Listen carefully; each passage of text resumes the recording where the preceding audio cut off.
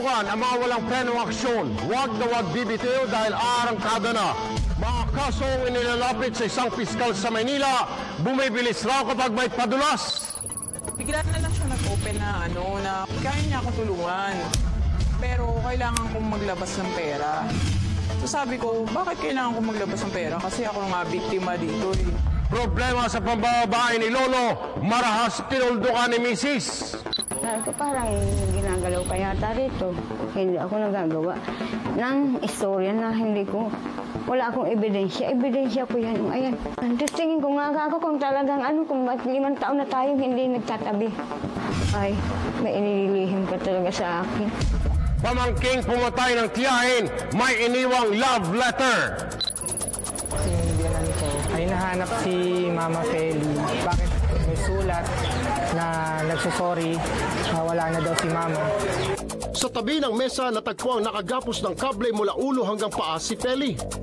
Ito ang takbuhan ng mamayang nasa katwiran.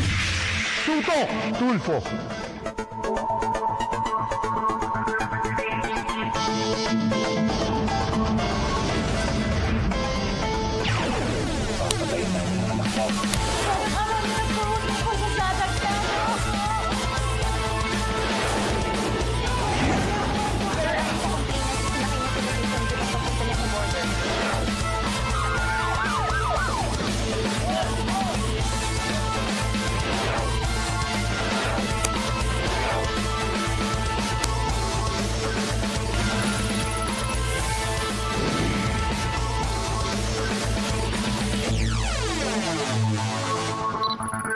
Sa tagal ng usad ng reklamo sa husgado, ang karaniwang biro, just tiis lang.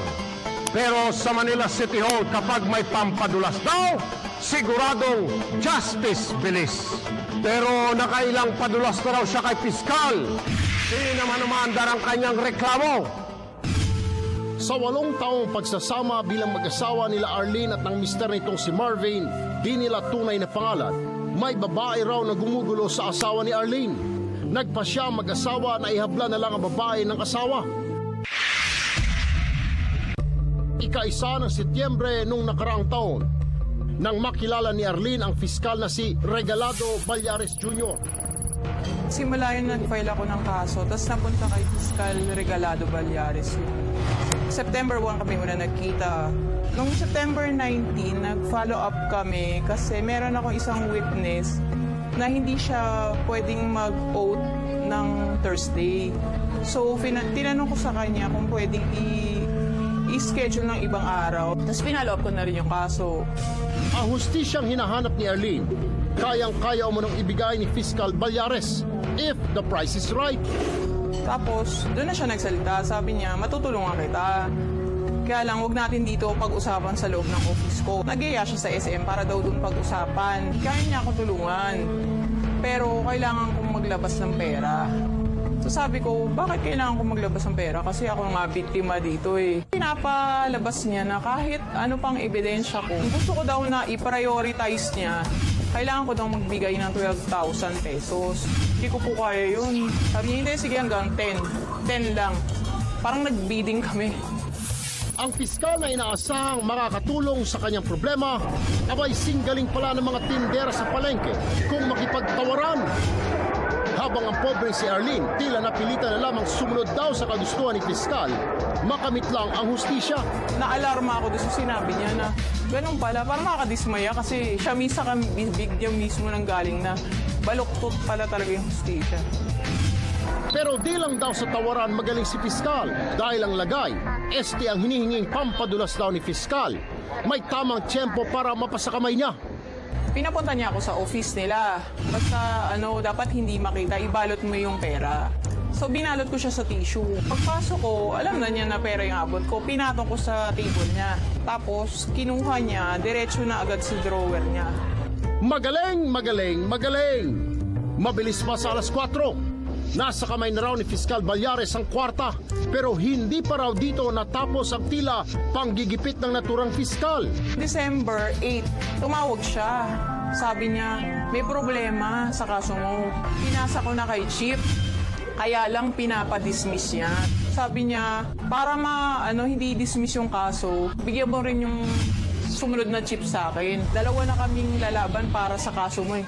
Bukod pa rito ang garapalang paghihingi umano ng aginaldo ni Piskal para sa nagdaang Pasko. Before Christmas, sabi niya, bigyan mo naman ako ng alak, red wine. Mura lang yan sa Binondo, 100 lang isa niya. Parang sobrang cheap niya naman, pati alak, hinihingi niya pa sa akin. Hindi ko alam kung tulog pa ako noon eh. Basta nagising lang ako sa tawag niya. Tinatanong niya kung madadala ko daw ba sa Isitan. Ang sabi ko, may sakit po ako eh. Dahilan na lang ako na may sakit ako kasi ayoko na talagang magbigay. Tapos sabi niya, sandali lang naman yun, ang lapit-lapit lang naman na Isitan. Nagpalusot na lang ako na sa Monday na lang para huwag niya na akong pilitin ng Friday. Tapos Sunday ng gabi, tumatawag na agad siya sa akin. Talagang atat na atat siya sa perang hinihingi niya. Lalong di na makatarungan ito. Dito na lumapit sa tutok tulpo si Arlene.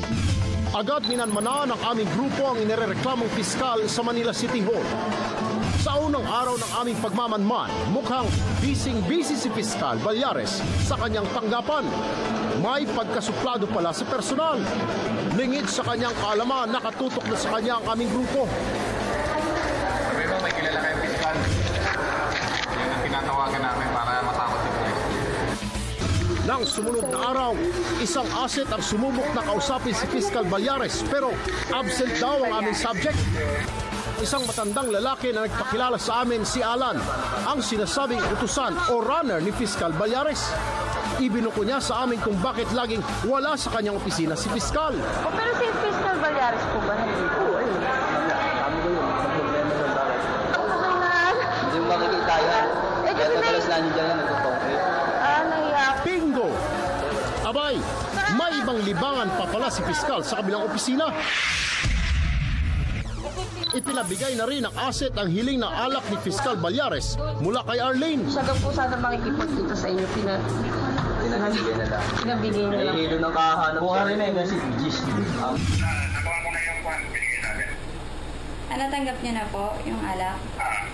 At dahil muling magigipagkita si Piskal Ballares dahil sa hiling nitong pera mula kay Arlene, agad na kaming nakipag-ugnayan sa Criminal Investigation and Detection Division o CIDD ng CIDG sa Kamkrame. Araw ng Huwebes nang kumpirmahin ni Piskal Ballares ang araw ng pagkikita nila ni Arlene. So kinabukasan, bumalik kami sa CIDD para malaman kung ano yung plano, kung kailan yung date ng entrapment. Nung tinawagan ko siya, sinabi ko na naka-ready na yung pera. Sabi niya, pwede daw nung araw na yon. Hello?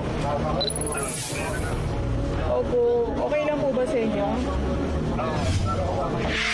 Sabi niya, ikaw ano bang oras? Mamaya pong 5 o 6, mga ganun.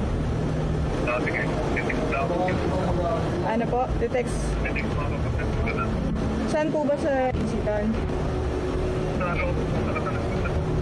Agad na itinasang isang entrapment operation. Sakay na kayo.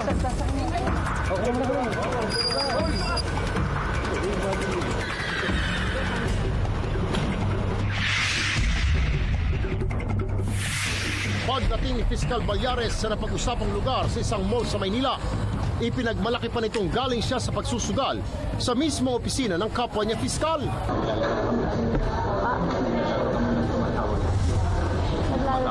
Ano po? Ano po bang po kayo kanina? Hindi rin nakalimutan ni Piskal ang iba pang kwentong baon niya.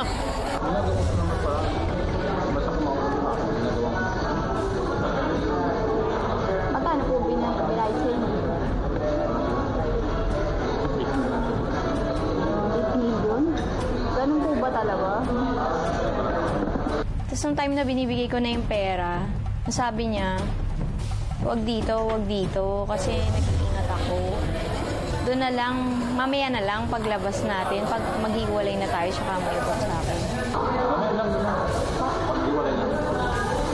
Mamaya na po? Sa labas po? Nakasobre naman. Pero ang puso ni Piskal tila nakatunog sa mangyayaring entrapment operation. Maingat siya, alisto siya sa nakapaligid. Nagpa-set siya nagpapunta sa Isitan. Pero pagdating doon, sabi niya, hindi daw niya doon sa loob tatanggapin yung pera. Kailangan makalabas muna kami. Pagpahiwalay na kami, tsaka ako iaabot sa kanya yung pera. Tutukan, assistant fiscal pa lang. Fiscal agay na?